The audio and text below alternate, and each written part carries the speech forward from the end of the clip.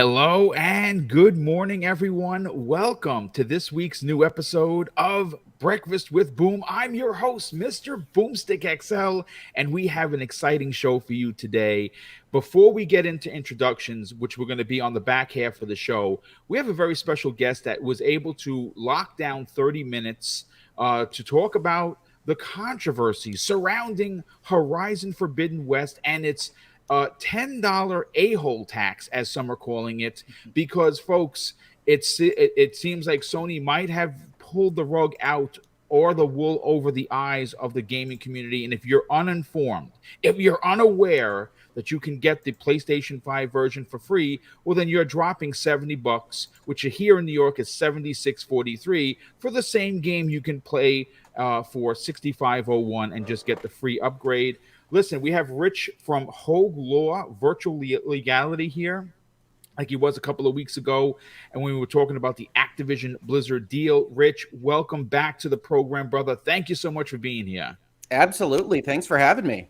It's great. Listen, your last video regarding this was so intriguing and so perplexing that I watched it twice. And I started watching it a third time because, as everyone knows, I'm ex-law enforcement, and I understand the law when it comes to felonies and misdemeanors. There's a lot of the law that I don't know when it comes to civil legality, and that's what I tuned into Rich for. And I think that if you're not already subscribed to his 50,000 plus subscribers, you're doing it all wrong, because he does break it down in a way that is very, very understandable, and of course, most times than not, thought perplexing.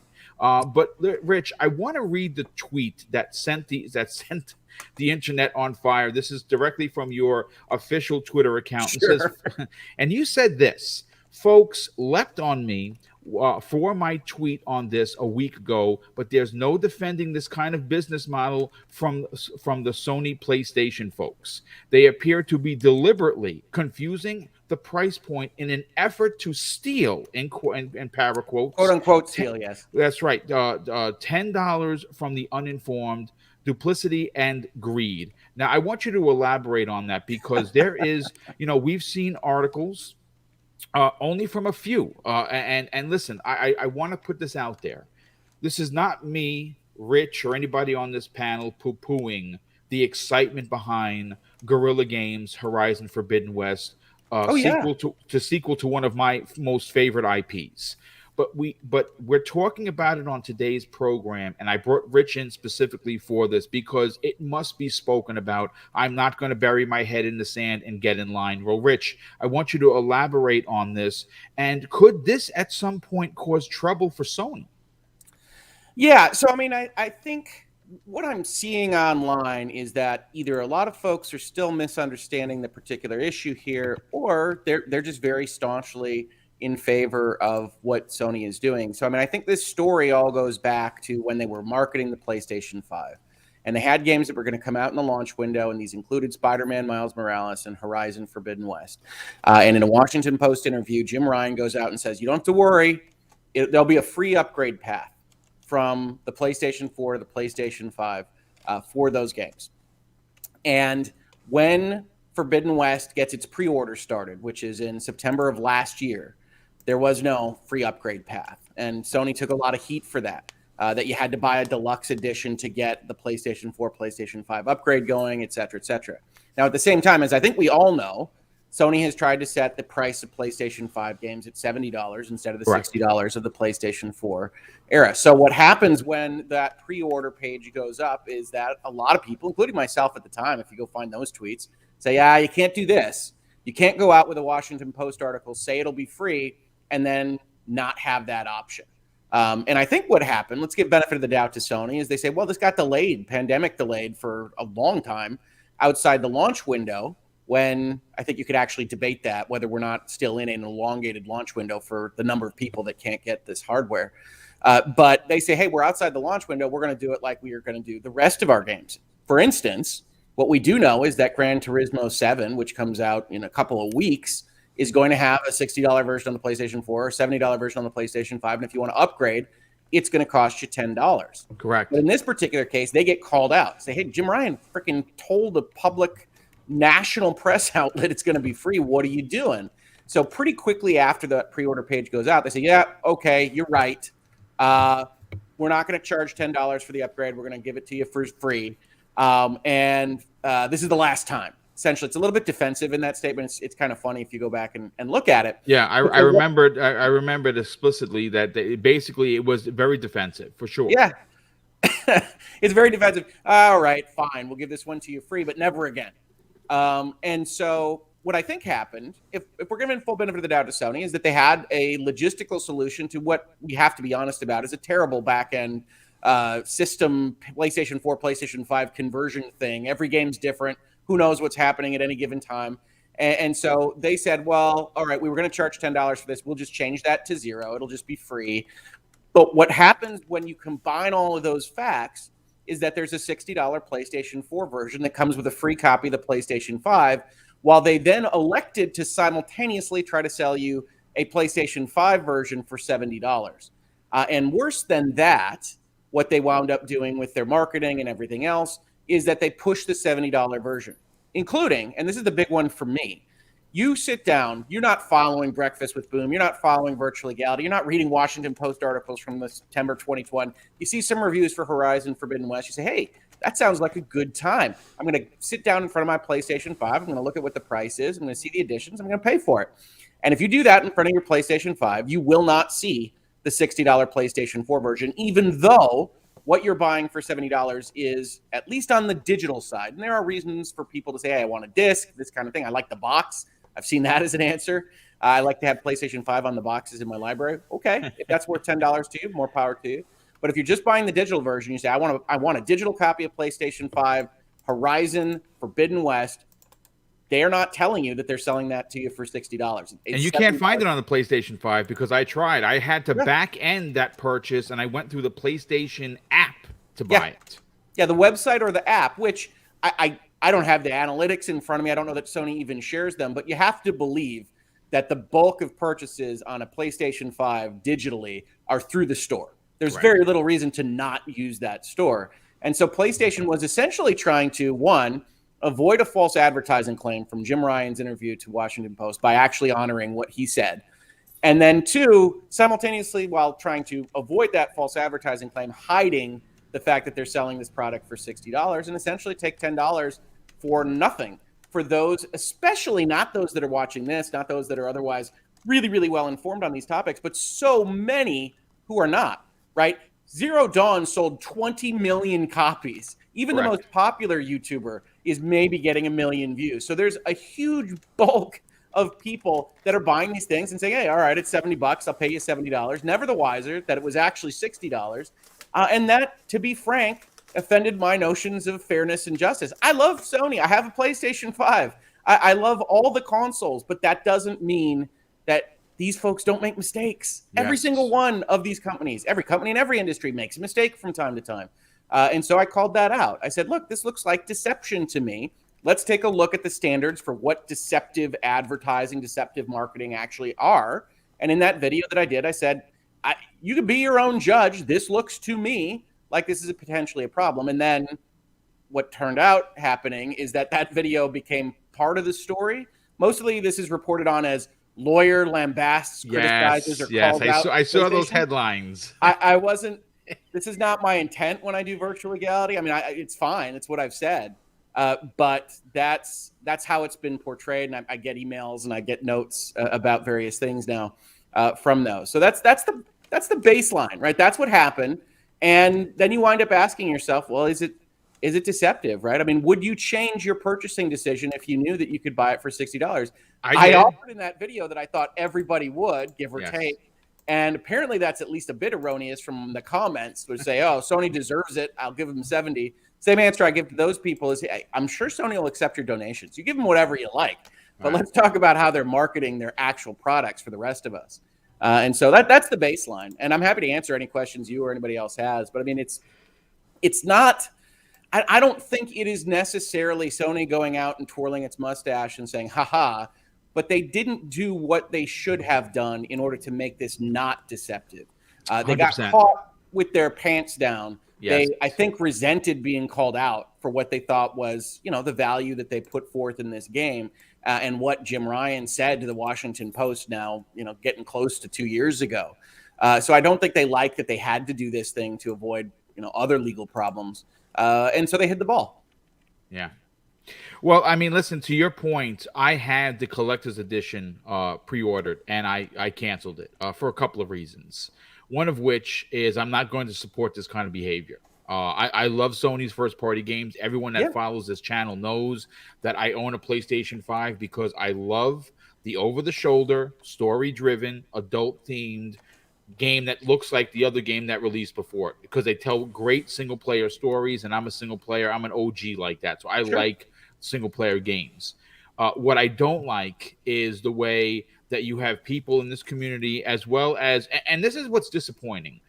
What you've seen, and you've actually talked about this in many of your videos, because I watch your content all the time. When Microsoft makes a mistake, they are, as your words, lambasted by the media. They go out of their way, because we understand that hating Microsoft at some point was great for business. Great for clicks, great for likes, great for subs. I understand that. I will never hate on a product to get subs. I'll quit the business before that happens. Kay Asante, who just dropped a super chat in here, he and I have been talking about this, and he actually is the one that kind of made up my mind for me, so to speak, about the collector's edition. He says, if you want change, Boom, you have to be part of that change. And he said, I'm not going to give Sony $70 or more for a game that I can get the same game for $60. Now, Paul Tassi, who everyone knows, wrote an article for Forbes, and the title article is warning buying the PlayStation 4 Horizon Forbidden West version for the PS5 has pros and cons. Yeah. And he wrote them down. He broke them down, Hogue. And this is what he said. He said the PlayStation 4 version of Forbidden West is $60. The PS5 version of Horizon Forbidden West is $70. If you purchase the PS4 version, you get the free upgrade for the PS5. So why would you pay the extra $10 as a PlayStation 5 owner? He says this. The answer is, apparently there is no reason. There is no fundamental difference between the versions, leading most players to figure out that Sony's next-gen price hike can easily be avoided by simply buying the last-gen version and upgrading at launch. Right. And he is on to something. And you know something? Look, I understand that I'm not a corporate lawyer, but I'm going to tell you from a practicality conversation, this sounds absolutely wrong. And I'm disappointed. I'm disappointed with a lot of the media for not calling Sony out for this kind of behavior, because again, this is a small show. We're only at 10,000 subs for the channel. And you talked about it specifically. You're at 50,000 subs, which is amazing. I think it's necessary for many of the bigger sites to call Sony out for this, because they had no problem calling out Microsoft when they look what happened when they were going to raise Xbox Live Gold to $120 a year. The industry, I have a video on that. Yeah, you sure do have a video on that. Yeah, you called them out. I called them out. Everybody on this panel called them out. But this is, it may not be apples to apples, but there's still deceptive behavior here. Hogue, why don't you think more people are talking about it? That to me is hard to say. I mean, I will say for this story, you could see it coming. You could see it from when they reversed. If you thought about it logically, it's like, well, they're going to have to handle what they were planning to do differently, is the normal thought. And I would assume even up those prices. That's what I had assumed in September. When you started to see that they weren't going to do that, you could see on the wall ahead, well, if you're going to have these different prices, then this is effectively taking advantage of those that don't, follow all these stories and those kinds of things. So I think that maybe there was a little bit more percolation. I actually don't know if the big sites wound up covering it in that big kind of 5-month period at all. About that price difference. You do get kind of Forbes, Paul Tassi. And then I have to admit, I was surprised that my saying anything wound up being kind of the linchpin for at least what I would call kind of the middle tier of video game outlets covering this. I still don't think IGN or GameSpot or Polygon or Kotaku or any of those have gone into too much depth on this. They have not. And we know that they are heavily backed by Sony. So that does not surprise me that they don't want to piss off the money man, so to speak. So yeah, I get that. But I mean, to me, you don't have to frame it as lawyer lambast. You can just say, as a public service announcement, even, hey, folks, $60. I mean, the original reason for my video is, yes, I titled it YouTube style, don't buy Horizon Forbidden West on PlayStation 5. I put that big. It wasn't like fine print or anything like that, but I meant it. I meant, hey, look, it's $10. Yes. And then people come into my comments and say, well, if you can't afford $10, what are you doing? I was like, well, I can't afford $10, but I don't make donations to multinational technology companies for the hell of it. Yes. And when you stake $10, and what I used as an example in one of the interviews I gave was, and you pretend like all 20 million in sales for Horizon Zero Dawn would this be applicable to? It's $200 million. Yes. And it's not going to be that much because the PlayStation 4 is the bigger base. But even if you assume it's $50 million, right? This is a big deal. Sony does this and goes and gets that money for giving you the same product that you otherwise would have gotten. That's worth discussing, even if you don't want to call Sony out. Just to say, hey, people, save $50 million. Keep it in your pocket. Yeah. This is what's happening. This is how they've done it. Sony has made it frictionful. And I think that's deliberate. You have to go through the app. You have to go through the web. We're going to talk to you about the $70 version in all those instances first, so that if you don't know anything about this, you don't really have reason to scroll down. Standard edition, $70, okay. And then I think you could have presented that in those other outlets that way. And then, maybe it's not Hogue that's the story that's being spread around. But either way, I can't answer that question for you. I did notice, for instance, that the news video from IGN yesterday was sponsored by Sony, PlayStation, and Horizon Forbidden West. And it's like, well, it's very difficult. And I know they've got firewalls between editorial and commercial and things like that, but it is very difficult to have that video in that sponsorship say, hey, Sony's getting called out. Even if you were going to frame it against me or otherwise make me the symbol of the story, you can't really do that in that context, or at least it's very difficult to. It's like walking on eggshells, trying not to. And I like a lot of IGN reporters. I think a lot of them do a good job. I'm on a show with an IGN reporter, but I do think there's some of that there. Why wouldn't you mention this to people? At bare minimum, it's a consumer service. You don't have to call them deceptive. You don't have to say they're going to be hauled before a court on any of this stuff. You just say, hey, in case you didn't know, $60. And the more voices that say that, the better. Like that's what was most important to me is you get more outlets saying $60. Don't just give Sony $10 extra. And the more you can get that out there, the more fair it is. I think Sony's acting deceptively and unfair on this stuff. But most importantly is keep the $10 in your pocket. Yeah, I absolutely agree. Now, listen, what I want to do, Hogue, is I know we have you for only another 12 minutes. So I want to grab your attention, and I just want to, the panel will give their opinions about this, and I think a lot of them have a lot to say. But because we have you on limited time, I want you to I know a video's coming. I know you're working on it, as we know. But I got to talk about Ubisoft and what they had to say regarding potentially. I'm not doing a video on that. That's such a silly non-story. I mean, maybe if it becomes a bigger deal, I can. But yeah, tell the folks what they said, because it's just so wild to me that this became a news item. Yeah, well, basically, what they kind of threw out there, and they're one of the big ones, right? This isn't Platinum Games saying they want to be acquired. This is Ubisoft saying that they're going to entertain it, but Yves Guillemot, of who is the CEO of Ubisoft, he says this: we will continue to have access to. Oh, okay, hold on a sec. That was the wrong quote. Let me see where was it that he said. Basically, yeah, what he said during this interview is that they are going to, pardon me, continue to act independent, but they would certainly look over anyone potentially wanting to acquire them. Now you call it a non-story, and I to somewhat I agree, but I still think that there is something here because it's Ubisoft. It's not a single entity like a Bungie or like a Platinum Games or an Avalanche Studios or Crystal Dynamics. This is one of the premier developers. What are your thoughts on this?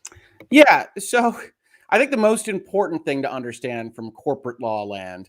And this is a French company. So we'll give the disclaimer, not a French lawyer, but most of these Western democracy company laws have at least similar features. That in corporate law land, you've got a board of directors. The board of directors is ostensibly in charge of how the company operates. It hires the officers, it does these various kinds of things. But importantly, the board doesn't own the company. The stockholders own the company. That's who's given their capital to actually make the company function, which means that the board is what we call a fiduciary. They have an obligation to keep safe and hopefully grow the assets of other people that have been entrusted with their care. As part of that, one of the things that a board of directors has to do is review and consider whether any given acquisition offer will be in the best interest of the company. So when you take these quotes together, they say we're strong in our independence. We have a portfolio of IP that we think protects us from any kind of people trying to just jump in and buy us. But what Eves says at the end is the board will, of course, review anything that is presented to it, as it must in corporate law land. So when I say it's a non-story, I say that quote is probably said by a board member in any given context. Of course, we're not going to violate our legal duties if somebody's to present a particular offer to us. Now, that was compared in places like Game Industry Biz to the fact that they were adamantly against the Vivendi potential hostile takeover. But I think what's important to understand about the Vivendi thing is that Vivendi kept creeping up their capital table. They kept going up. I remember that percentage, but they never did anything formal. They never presented anything to the board. They never hit the percentage to actually have a tender offer. So what you had then was Eves, the board, some big stockholders and investors essentially saying, don't you dare come above 30% because that's going to trigger all this hostile takeover tender offer stuff. And we're going to stay independent. We don't want you to purchase us. But that's completely distinct from had Vivendi put together a term sheet and a package, the board would have 100% had to consider it. And the board can reject it, but you have to consider it, which is all Eves is committing to there. Now, you can argue that he's out there trying to signal he's interested in acquisition, but I really think that's reading too much into a statement that is just, I'm going to comply with the laws that otherwise govern how I behave. So that's how I see it. And certainly reasonable minds can differ. It's what we say in virtual legality. But I really don't think he was trying to signal much of anything with that. Yeah, I mean, look, again, it's with the acquisition talk being so hot right now, for him to get involved, it's definitely they want to be a part of the conversation. There's no doubt about it. What I learned is the amount of employees that they have is double what Microsoft has with all of their studios plus Activision Blizzard, which is bonkers. I don't know who would want to take on such I don't know. I mean, this if you're reading the tea leaves, do you think because they will entertain the possibility of selling? Do you see someone like an Amazon potentially coming in and buying them? Yeah, I mean, look, I think Amazon and some of the tech giants have an interest in furthering investment in gaming, and I think they should. Gaming is a big deal and getting bigger all the time. Yeah, I mean, just imagine that, right? So let's say we know Ubisoft, and I don't have any idea what their market cap is right now. Let's just use a round number, is worth $20 billion. And if it's worth $20 billion, the market cap says that, the assets say that, whatever, and somebody comes in and says, board of directors, we're really interested in you, $100 billion. Then the board can't just shut that down and say no because we like our jobs as the board or we like our jobs as management. They are fiduciaries for the stockholders that in that particular case is getting offered a ludicrous amount of money for what their assets actually are. And they have to, at minimum, present that concept to the stockholders. And so, yeah, anybody with a huge cash reserve can come in and blow away a board of directors. I mean, they just can. But will they? That's an open question. Amazon's had some success with their own stuff and now publishing stuff with Lost Ark. So they might continue to go down that road. Amazon's, looking at losing billions of dollars on the terrible Lord of the Rings adaptation. I apologize. I know I haven't seen it, but I hated that. No, but I'm kind of right there with you. I just hated that teaser. It was just a joke. I very much hope it's a wild success, but good God, that's a hell of a financial bet for Amazon. So yeah, I mean, they make those bets. Who knows? And Ubisoft is, in my opinion, the next likely domino to fall insofar as it's the one that you constantly see on the top of third-party published success stories, right? However you feel about UbiGame, Assassin's Creed is very popular. Indeed. Rainbow Six is very popular. They've got popular brands that do very well. Yeah. And so if you're looking to expand and if you're looking to counter or participate in, hey, we just bought Activision Blizzard, Ubisoft to me is the next likely candidate. But will they get sold? They've been notoriously independent for their entire lives as game company. For those that don't know, Yves Guillemot, it's essentially a family business that they expanded out into a much bigger enterprise. So they have vested emotional and personal stakes in control of Ubisoft. And usually that can spell trouble talking about acquisitions. So I think it's an honest story. I don't necessarily begrudge people who think it's more important than I do. I'm just a guy. But it would surprise me if that was signaling any specific Ubisoft acquisition or acquisition desire. Yeah. Well, I mean, listen, time is going to tell for sure. And I would imagine that we're going to be coming around to this conversation because acquisitions isn't something that's going to go away. I think it's going to be the story of 2022 because I mean, we've heard Sony is far from being done. We know Microsoft is a they're kind of painted themselves into a corner because the Activision Blizzard deal must get done. That's obviously paramount to their future plans, specifically not so much on console, more so mobile and PC, because when you think about what they're going to do with King and what they're going to do with what Blizzard means to the PC community, this is incredibly important. But I cannot wait to see who gets what next. Obviously, the last time you were here, we talked about Microsoft potentially picking up a studio or two, and whether or not that's still a possibility. And you said that it is, and I agree with you. Obviously, studios are much easier to be acquired than entire publications like a Blizzard Activision, which we believe should happen hopefully by the end of the year. I mean, we'll see, but whether or not the regulatory bodies decide they want a second or even a third look into this. So it's going to be interesting. But Hogue, listen, again, you're coming in on a time. We got to get you out of here. I want you to sell your brand by all means, brother. Thank you so much for dropping it like it was hot, so to speak, and providing information that we all can understand. It's very legal beagle, so to speak, but you break it down in a way that makes it fun to listen, and that's what you do on your show. Tell everyone about virtual legality and where they can subscribe to your incredible YouTube channel. Sure, absolutely. Well, as always, thank you for accommodating me. I know I have short windows on this kind of stuff. But yeah, Virtual Legality is the show about video games, pop culture, technology, software, and more. We cover a lot of topics there through the lens of business and law. So if you liked what you just heard in terms of conversations, check us out, youtube.com/HoegLaw, HoegLaw. You can find Virtual Legality there. You can occasionally find me reviewing things like, Spider-Man movies and whatnot. You got a YouTube channel. You got to use it in various fashions. And you can also follow me on Twitter, where I'm talking significantly more about these kinds of things, as well as a lot of other stuff that you may or may not be interested in.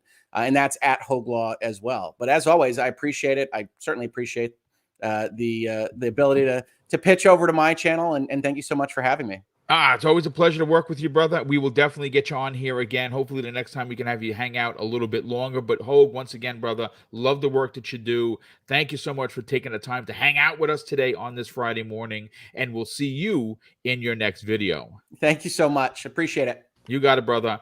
All right, gentlemen, ladies and gentlemen, we're going to get into introductions, and I'm going to catch up on some of the super chats. There's been quite a few of them.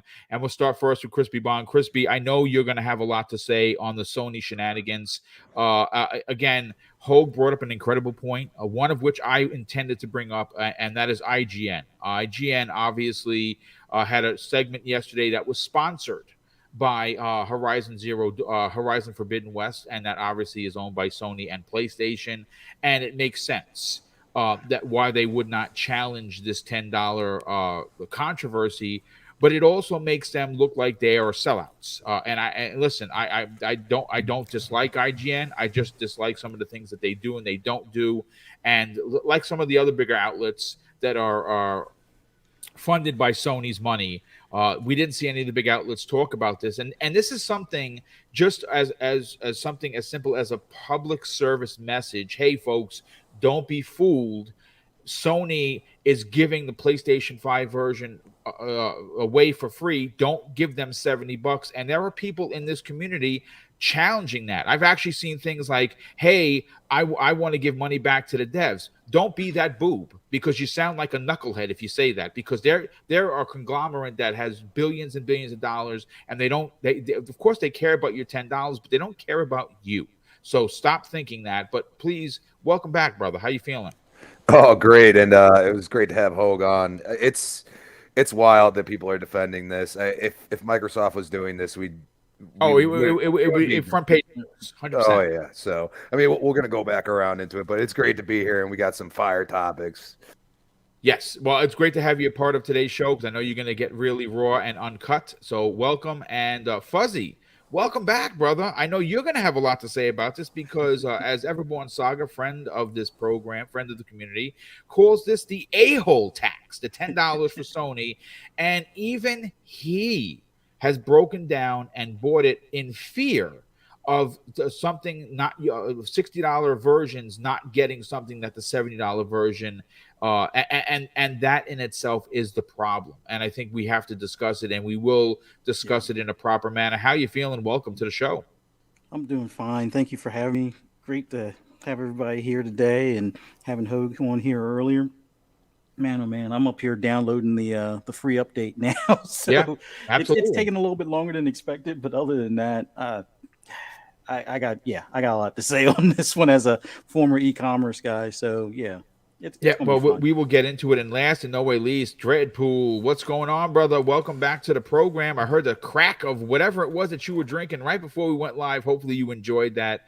And I know you're going to have a lot to say, obviously, because you understand what big business is all about. And this is crime. It may not be a felony like you would for the law, but it's certainly a crime against its fan base, and certainly the uninformed are going to fall victim to this $10. Yes. Good morning, everyone. Just an FYI, I had some biscuits and gravy this morning. Excellent. Made Delicious. it myself. Did not buy it anywhere except for, the pre-made stuff, so I cooked the rest of it. But regardless, I made it myself. Well, good. Excellent. And I'm going to say, key word, ethics. Ethics. We're going to get into that, because ethics do mean something. At least they mean something to us. I don't know if it means anything to Sony, but we will talk about it. Yes. Well, listen, we're going to come back around to you momentarily, but let's open up with the super chats. The first one of the day comes to us from our good brother Boxenberg. He drops a £2 super chat and says, Hogue has some of the most thoughtful content on YouTube. Indeed, brother, and thank you for the super chat. Sorry I couldn't read it when he was here. Like we were literally limited to 30 minutes with him, and I had to make sure we got in and out. Jacob Novick drops a very generous $5 super chat and says, did anyone in the panel see Bandai's tweet? I've walked the lands between the PlayStation headquarters. I wonder if there's a trophy for this accomplishment. Yes, my friend, we are talking about that on the back end of the Ubisoft, because there are rumors, folks, that Sony, SIE, PlayStation, has in fact acquired Bandai Namco, and that announcement is supposed to drop next week. That is what the kids on the interwebs are saying. We'll see whether or not that comes to fruition. We also have Kay Asante, who I talked about before, a good friend and, of course, panel member to Primetime Gaming. He drops a $5 super chat and says, morning, Boom and panel. I've been beating this drum for weeks on Twitter and on my show. Respect to Hogue for putting this on the people's radar. Indeed. Bold Alpha Wolf, generous friend of the show.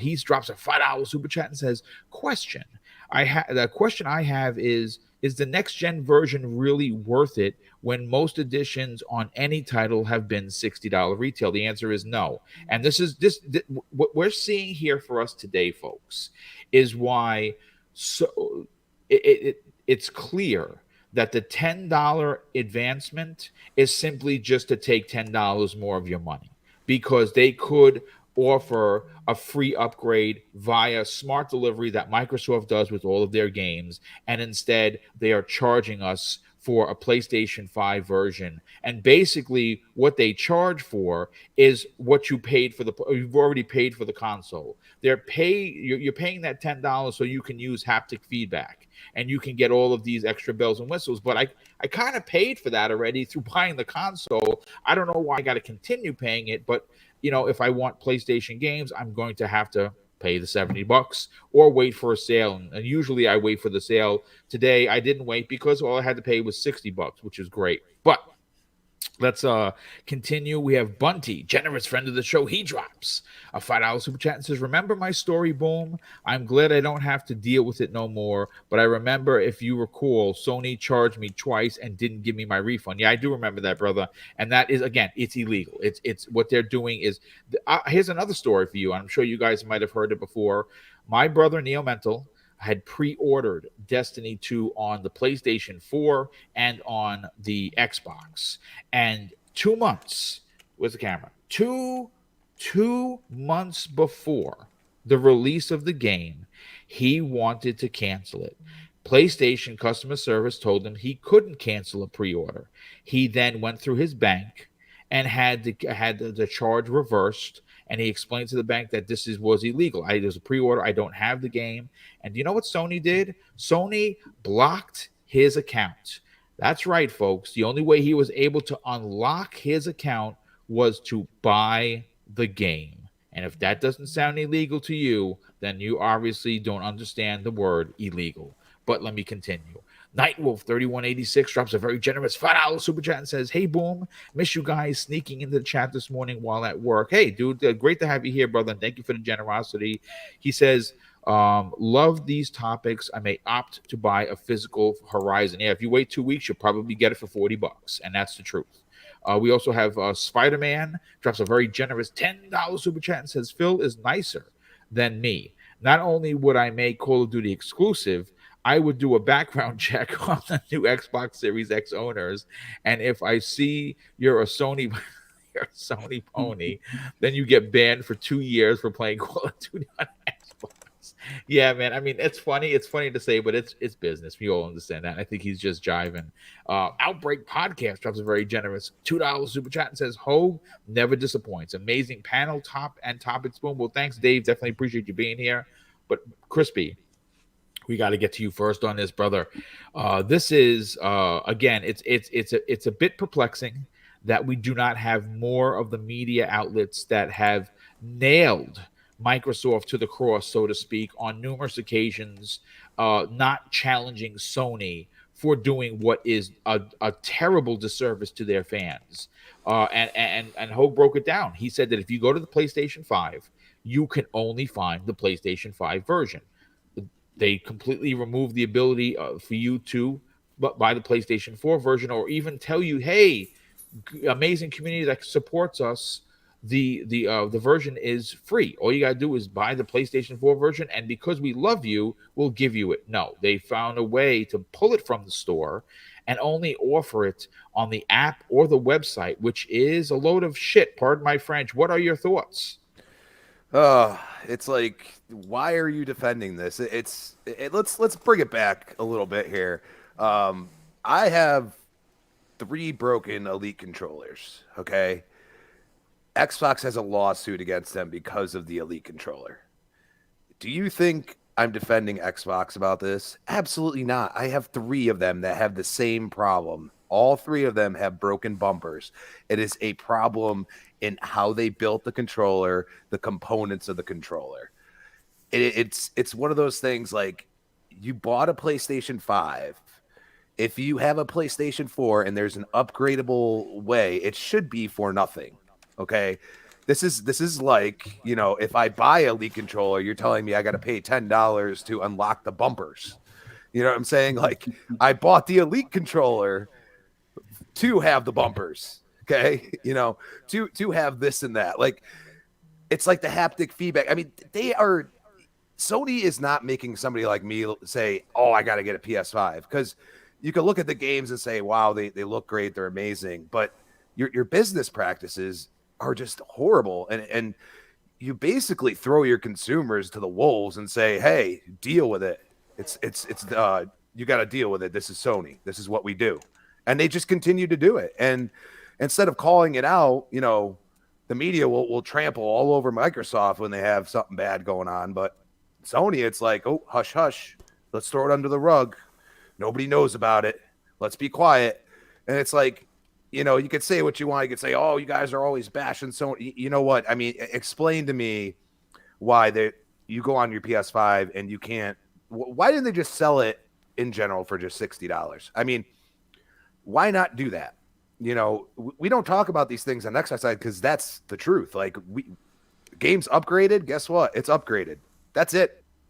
You know what I mean? Like, it's not even like we have to sit there and jump through hoops. And I don't understand why, you know, they treat their consumers like this. And this is why I don't have a PS5. I haven't even tried. I don't feel that they will ever understand how to treat consumers. And until they show me otherwise, I have no plans to get a PS5. Yeah, I mean, you're onto something. You know, you say something as simplistic as how do they treat their customers like this, and that's a great question. It makes you wonder whether or not they actually care. Because look, I totally understand. Like there is no doubt that when they were kind of caught red-handed, so to speak, that they had no choice but to make this right. Because people were pissed. People were questioning them. Even some of the bigger sites didn't be like, hey, you know, we're calling Sony out for this, because Sony money hats them. We know for a fact that IGN is money hatted by Sony. And I'm not stupid. I understand it's a business. And I understand you got to have your bread buttered coming from somebody. But to kind of look the other way when something is completely wrong. I mean, that's straight up. It's just wrong. There's no other way to put it. It is wrong, and the only way to have fixed it is exactly what they did: is offer the free version. But to hide that free version, to hide that information. Remember what Hogue said. We are not the normies. We know about these things because we read the Forbes articles, right? We go to these podcasts and we listen to Pong Soul and Kay Asante and Dealer Gaming and Randall Thor and Jez Corden. We listen to their show, so we are well informed. But the misinformed are going to lose out on that $10. If someone that just found sees this as trending, and they see, wow, that Horizon game, that looks incredible. Oh, there's a female lead. This is great. Dinosaurs, Transformers. I'm buying it. They go home to their PlayStation 5s and they potentially just queue up to $70, or the $90 digital deluxe edition, which I don't even know what it comes with. But I got the regular cheap Charlie $60 version from the PlayStation app. I think there is a lot to be said about how they stress using the PlayStation 5 and haptic feedback and the controller and all the bells and whistles with the PS5 as to making us pay the extra $10, when in reality there's no difference from the PlayStation 4 version to the PlayStation 5 version other than visuals. It's ridiculous, and you know, listen, it is what it is. I'm not buying Gran Turismo 5. I know that they're not offering a free upgrade. When that game's $30, I'll buy it. And outside of that, I've come to the realization that how I'm going to challenge this is I'm no longer going to buy Sony games day one. That's what I'm going to do. I might suffer a little bit of FOMO not getting the next Uncharted. But I feel that if I continue paying this extra money for product that's, you know, it's not saying that it's not worthy of it, because I love their stuff, but that extra $10 is BS, and everyone knows it, and I think Sony knows it as well. But anything else you'd like to add to this conversation there, Chris, before we move on to Fuzzy? You know, I just look at it this way, just what you said, the haptic feedbacks. Like, remember we covered this, okay? How they were kind of tying it behind that $10 paywall. That's even worse than the visuals. And they say they built them from the ground up. I call bullshit on that. Okay. I think you're doing the same type of stuff that Xbox is doing. You're trying to make that $10, because at the end of the day, you're not going to fully redevelop the game. Give me a break. You know what I mean? So, you know, the cost alone would be astronomical. So I don't see the justification of it. And, you know, more people need to call it out, because they're just going to continue to do it, and they're going to do it in shadier and shadier ways, the way it's looking. So, you know, if you bought a PS5 and you got to pay extra for all the features that you should have anyway, I mean, there's a problem there. I'm sorry. There is a problem, and the only way that problem is going to be rectified is if we as a community step forward, and let them know that it's a problem. Because again, I don't want to turn this into us versus them and green versus blue. I don't want to do that, but I gotta say it, because if I don't, I'm going to be aggravated with myself that I didn't say it. Right now, even currently, with all of the great things that Microsoft continues to do with smart delivery and the way that they treat their customers, the way that their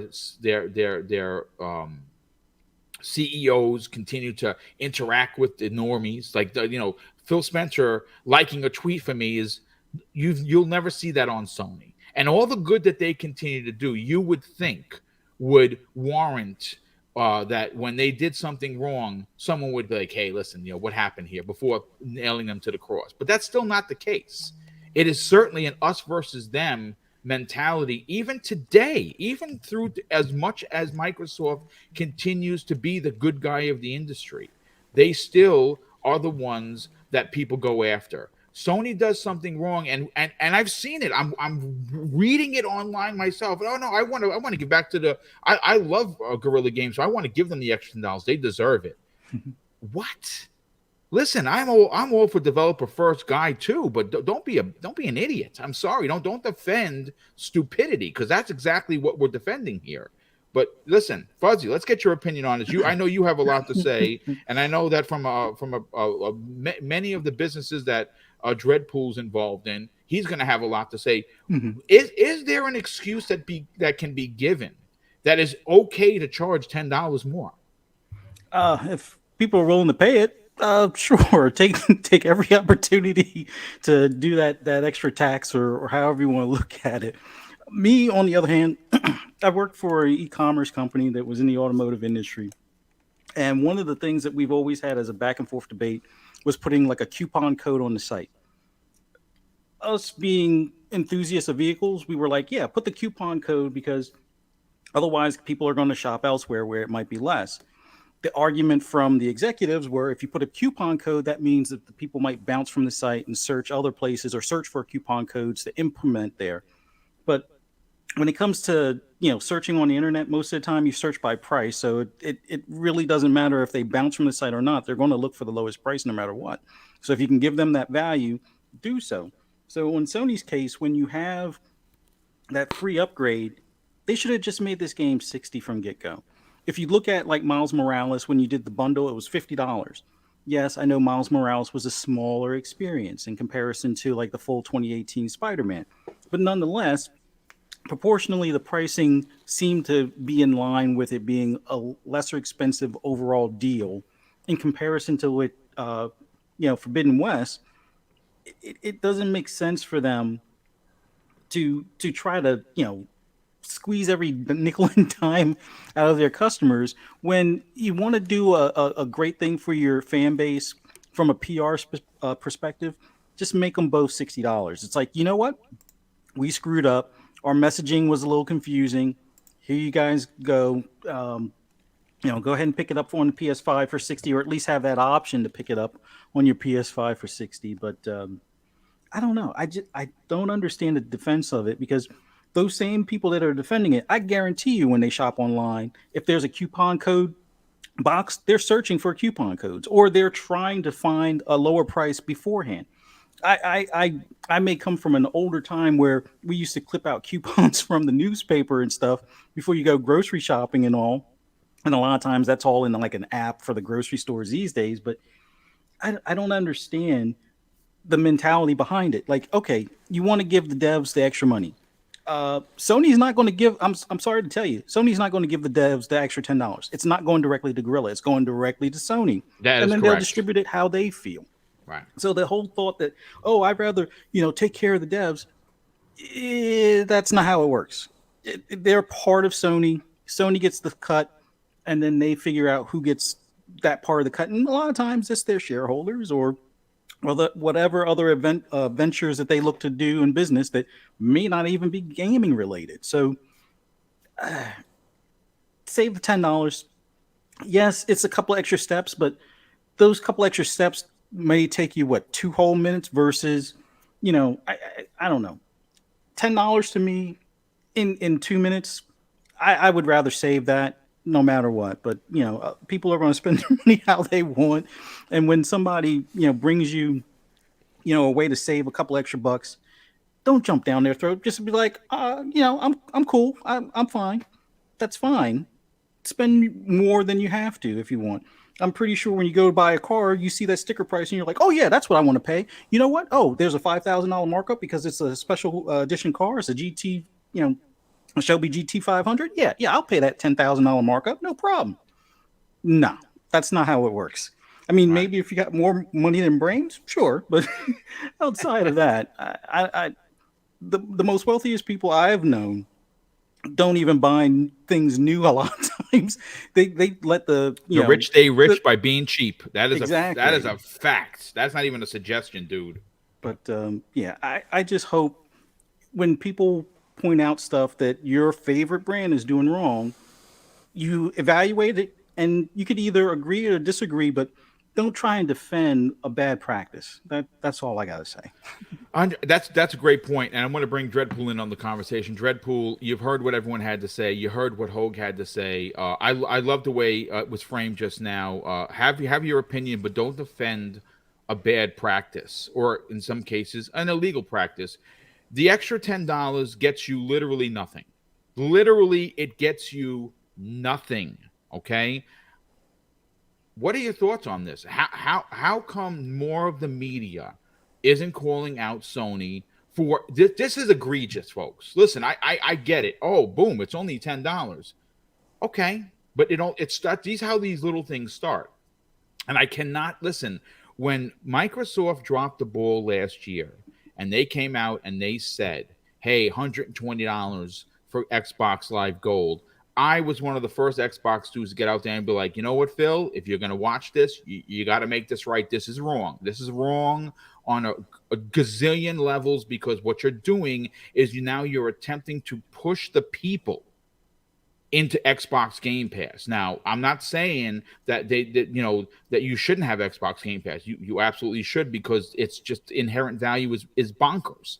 But when you make a move like that, you are forcing people to move over to it. And I condemned it. And what did they do within 24 hours? They apologized. They made it right. And probably who did that is fired. Just saying. I don't know for sure, but whoever made that call is probably no longer with Microsoft. This is not right, Dredd. What are your thoughts on this? Yeah, whoever did that probably went back to training. They didn't get fired. Maybe corporate training. No, seriously, it's usually what happens. You don't immediately get fired for a stupid mistake. Depending on how much it costs, you're just a little pea in the whole grand scheme of things. But yeah, what happened was we as gamers stood up and said something, and we respectfully stood up together as gamers, not as Xbox, not as Sony, just as gamers. And then the same thing with Sony. When they said, "Oh, it's not included," even though we already said it is included because it's out of the launch window, we as gamers stood up and said something. Okay, so when you look at it, we got to remember we're not on either side. We are gamers, and that's how we should look at it. It's not me versus you. We should be sharing our hobbies, and something like this is. I don't know. It's like me and you. We decided we're gonna go into some sort of other hobby, right? And you tell me one thing, but yet in the end, the number is actually different. But we're supposed to be friends.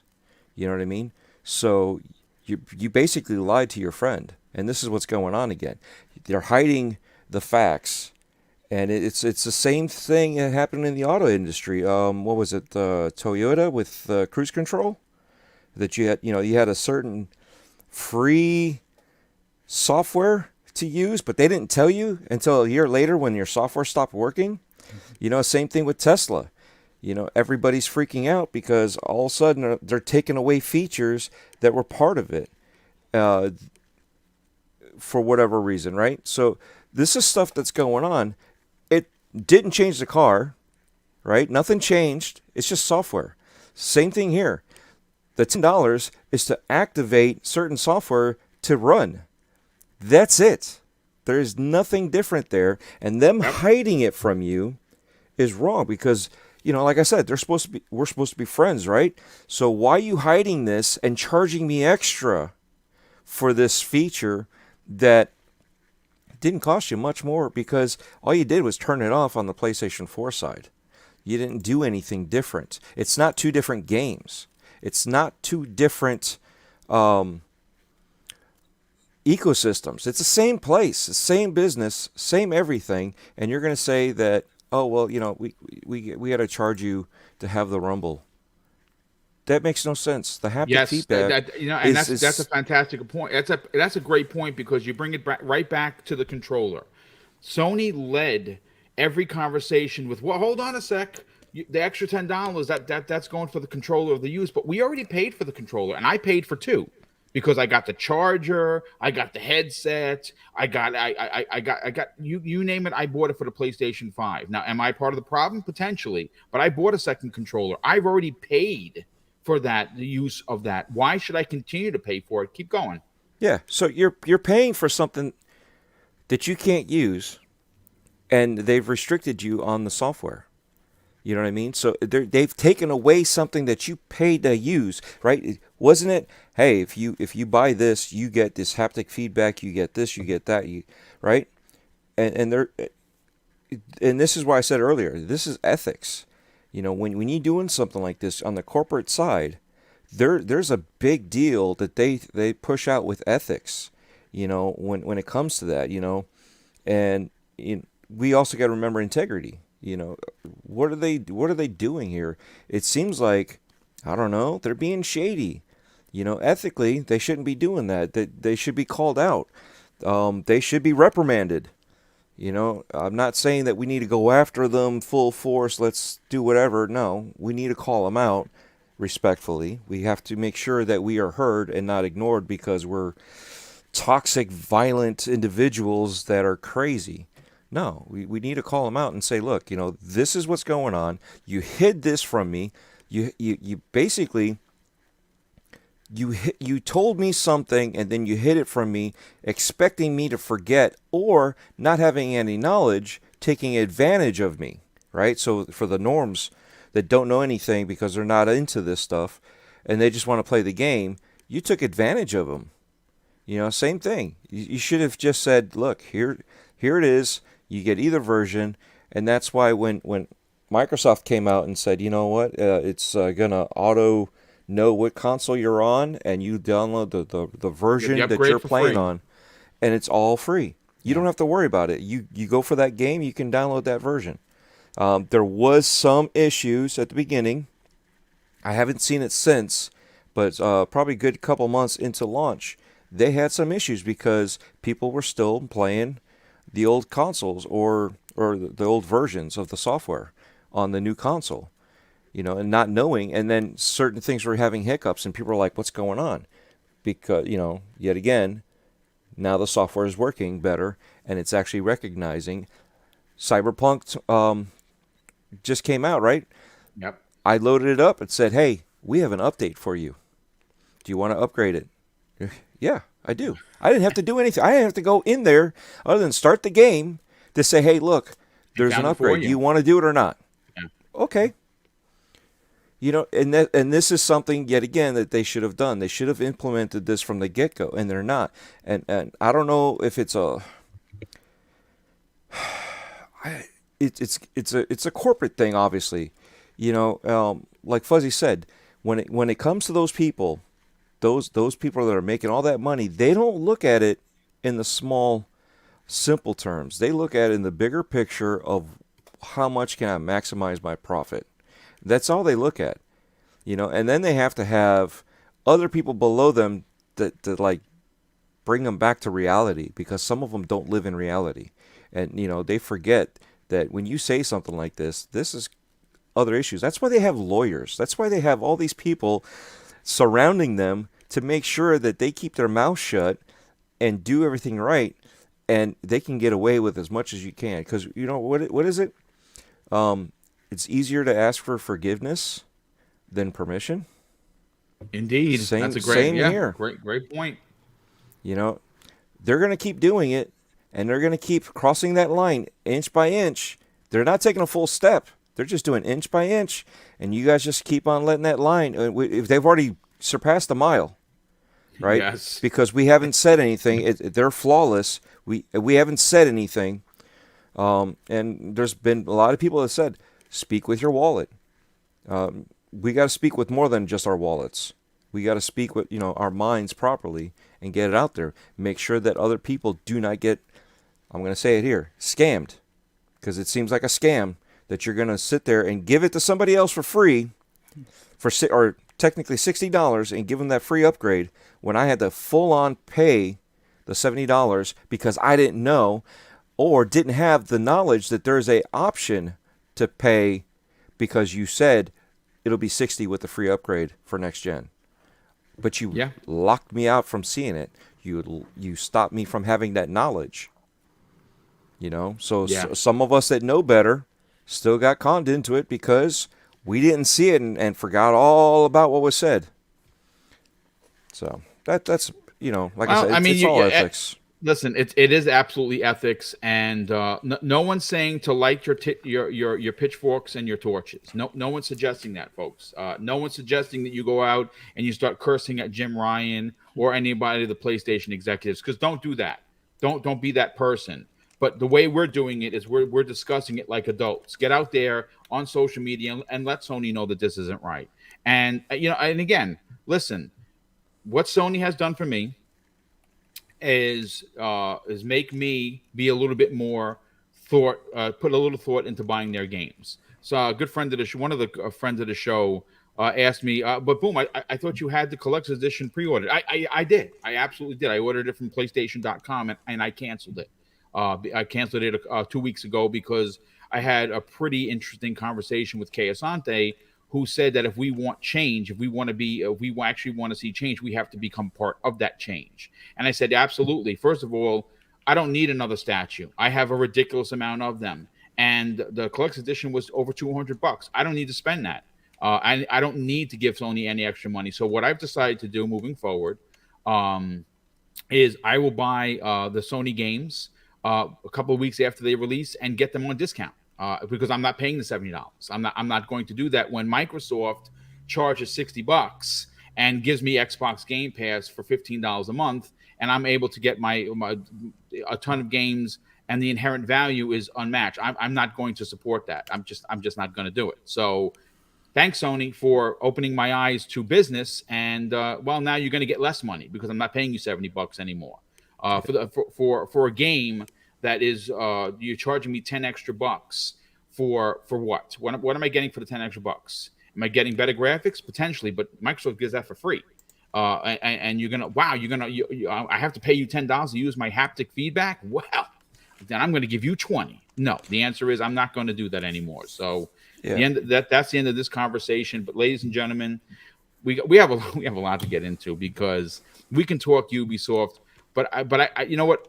I'm going to talk Ubisoft from the back end because I do agree with Hogue. I don't think there's a whole mess here. There was a lot said in that interview. We are going to talk it up. But I do have to break down what I think to be is even bigger news.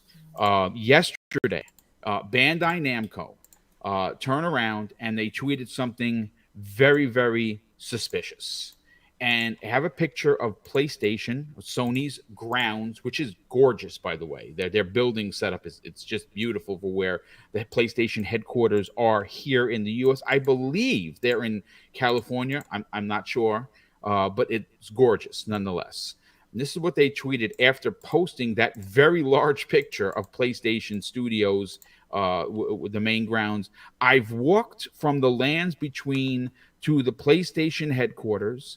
I've wondered, I wonder if there's a trophy for this accomplishment. Now, obviously, what does that exactly mean? Well, in hindsight, probably nothing. But, if you really want to dig into it, maybe it means something because we have heard that Sony, and Jim Ryan said this himself, that they are not even close to being done with acquisitions. And Bandai Namco, well, that would be a big one for them. for a lot of reasons. And I'm going to go first to Dreadpool on this because Dread, you and I were having an incredible conversation, in the green room. And we both agreed that from a business perspective, and Crispy, I'm going to bring you into the back end of this because you talked about this as well. The toy division that comes along with Bandai Namco is incredibly large. And if you know anything about business, and if you ever listened to any George Lucas, for instance, you ever heard his interview where he came out and said, we made more money on the toys than 10 times more on the toys than we did on the films. Folks, that's a fact. That's not even a suggestion or an opinion. Toys bring in a ridiculous amount of money, and PlayStation, well, they have some of the greatest characters ever created. You have your Kratos, you have your Last of Us, the list goes on and on and on. And Bandai Namco, well, they have a big toy division as well as making games. And if they were acquired by Sony, and Sony actually owned them, well, there wouldn't be any licensing fees in bringing these toys to a shelf near you soon enough. What for you, knowing that the acquisition season is going to be the conversation in 2022, now we're getting rumors, Dread, that this could be announced next week, as soon as next week. Would you be surprised if they added Bandai Namco and their incredible IP lineup to PlayStation Studios? No, I wouldn't be surprised, but I could also see them doing the same thing Sega did when they went over and visited Microsoft. Threw out a few things out there, got everybody talking, like, what's going on? What is this about? I know I myself was like, yes, is this going to be the one when Microsoft or Xbox buy Sega? They get bring Sega back over to the Americas. But this could be the same thing. It's just something to hype up something that's coming on. Or it could be something to let you know what is literally happening, the join. And to bring the toys, right? Toys like that. Think about it. Toys are a form of marketing. And you're getting a big paid piece of for marketing. it. Yeah, and you're getting paid for it. Think about it. So there's a lot of possibilities here, and it could be a lot of nothing, right? Or it could be like really interesting where we're going with this direction, and with everybody buying everything right now and this and that, and it's certainly a seller's market, man. Yeah, exactly. So I think everybody's looking to see how they can maximize any kind of profit that they can get. And if that includes being sold off, that they can get a pretty penny for, that they think that they're worth, or a joint venture, right? Because what happened with Sega? Yakuza series came over. There was, a lot of Game Pass talk. So maybe this is something with Spartacus, something that they're trying to do and say, hey, look, we're going to bring them over, and here's your answer. It's our answer to Xbox Game Pass is Spartacus. So, and we're going to have all the Bandai Namco. We're going to have Ridge Racer, Next Ultimate, whatever they want to call it, revamp, remake, only on Spartacus, only on Sony. So there's many possibilities here, and it's exciting. Well, they need content. That is for sure. And I think I like what you're pitching, because one of the things that we can honestly say about Sony's first-party games is, as great as they are, and quite frankly, this is Horizon Forbidden West is another perfect example. It's getting incredible reviews. People are loving it. I'm gonna love it because I love Aloy. I think that's one of my favorite new IPs. But they do take a long time, Dread. They do take 5, sometimes even 6 years to achieve greatness, so to speak. And they would need some companies to be able to deliver games that don't take 6 years to make. Right? Isn't that? Oh, wait. I've heard of that before. Wait. Game Pass. Same difference, right? Because even Sony said, look, we're going to take even longer now. So what it took us 4 years is going to take us 5 to 6 years to make these games. So they know that they're going to keep up with that quality that they want to put out for their games, and it's going to take them that much longer because they've got more invested into that particular type of game that they're doing. So how do you run out your portfolio? You know, you get something like Bug Snacks and you throw it in there. But is that going to hold them up? No. That's where you need to get some I other see what games. you did there, Dred. I see what you did there. It's all in fun and games. But still, It's all jokes. It is all jokes. But reality is the fact that it's not going to hold. I mean, because I was literally thinking Band of Bugs on Xbox because that was one of the games on Game Pass, and that's how Bug Snacks popped out. But still, that's the same scenario. They don't, let's go back to Netflix. What did Netflix have? They had What About Bob? Right? That was their first one. They had to build up. They had to set up scenarios with Marvel so that way they can get some sort of IPs going. And now they're, they've lost some of their stuff, but they're still doing business together, even though they're competing with each other. So it's going out in many different facets. So whatever this Bandai Namco partnership is, if it is a buyout, that's fine. But I think it's more of a partnership, and it's a nice tease to get us all riled up, because what are we doing? We're talking about it. It's getting them publicity. It's getting them in the news. It's getting them that the eyeballs looking at them, and everybody's like talking about rumors that nobody thought of. And, you don't have to market that. That's free marketing right there. It absolutely is. Listen, folks, I don't want to derail this, but middle-aged game guy, who is one of my very good friends, he just dropped something into the DM. I have to read this. We just talked about IGN, and instead of calling Sony out for this BS, which we're not going to go, which we're not going to go back to, because we just spent almost an hour on it. Here is their headline, folks. Horizon Forbidden West on PS5 loads so fast, the devs had to make it slower so you can read the tips. When is fast too fast? Well, I'm not reading that article, so there you go. If you want to read it, go to IGN.com and, power away. See, this is where I need a tech site to be able to see and test that load time and see if it's actually even factual, which we know it's not.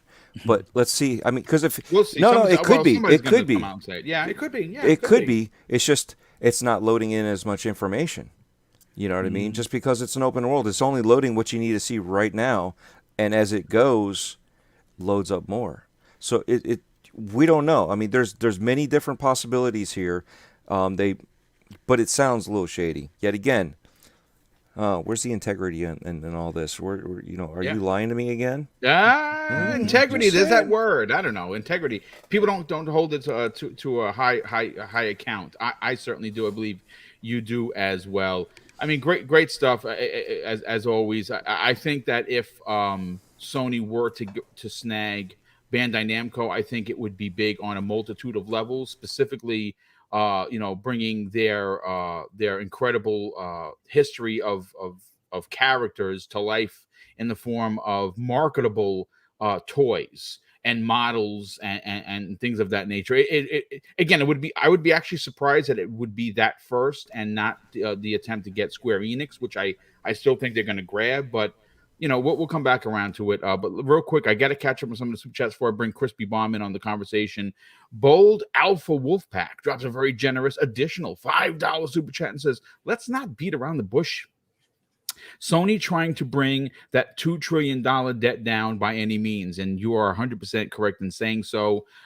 Sith Lord, good friend of the show, he drops a $2 super chat and says, save $10 isn't being cheap, it's being smart with your money. 100%. Anyone that says otherwise is a boob. I'm going to tell you that right now. Splendiferous drops a very generous $2 super chat and says that $10 can buy a month of Game Pass. It matters. Well, look at that. That makes a tremendous amount of sense. And yes, you're now you're talking dollars and cents. Kevin S drops a $2 super chat. And he says Cyberpunk 2077 is great on Series X. Let me tell you, let me stop the show for a second. Cyberpunk 2077 is like crack cocaine, folks, because I went to bed thinking about it. And at 2:00 in the morning, I got up and I said, should I go play Cyberpunk 2077 or should I stay sleeping because I have a shit ton of stuff to do, including a live show? And I opted, because I'm an old man, to go back to bed. But as soon as I got up, I started playing it. It is, I listen, I'm glad I waited. I'm not going to say that, oh, well, how did I miss this? Because I wanted the next gen upgrade.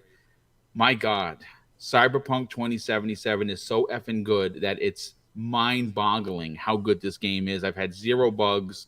I am 5 or 6 hours in, and that's all I want to play. I even think that Horizon and Elden Ring may have to take the knee, folks, because this game is just so freaking good. But anyway, let me continue the super chats. Psychonauts drops a very generous $5 super chat. Hey, Psychonauts, welcome back, brother. He says people downplay the quality of life features like QR, smart delivery, and so much more. Xbox accessibility this generation is truly for the gamers. Indeed, that's a great point. It, in fact, is for the gamers.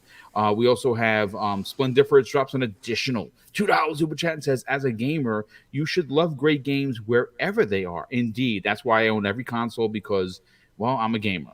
Space Dovigan drops a very generous $5 super chat and says, I think Elden Ring marketing. I think is Elden Ring marketing. There's a character on the there's a character of the game on the pick. Low key going to bed with Sony as expected from marketing at the last minute. Yeah, you know what? If they did, dude, that wouldn't surprise me. They apparently are afraid of Sony, and they, Microsoft offered them the bag, and they returned the bag, which they didn't want to piss anyone off. That's why I didn't see any marketing for either of the bigs. But who's to know? We have Voidlock Spartan drops a very generous $2 super chat and says Sony is no longer Sony is no longer power to the player. No, it's power to the wallet. That is absolutely correct. Crispy, let's get back to speaking of Sony. They are going to acquire a publisher. I am telling you, that is a fact. Again, that is not right. Again, it's my opinion. It's not a fact yet. But it's only a matter of time, whether that be Capcom, which I hope not, or whether it be Bandai Namco, whether it be Square Enix. They are going to grab somebody. There's no doubt about it. They want to keep up with the Joneses. Microsoft is just wiping the floor with them when it comes to acquisitions. What are your thoughts on this new rumor? Are the kids onto something with posting this? Because I've seen this retweeted a gazillion times. Everyone's like, "Oh, they bought them." And I mean, obviously, it's just a rumor, but there might be something here. What are your thoughts?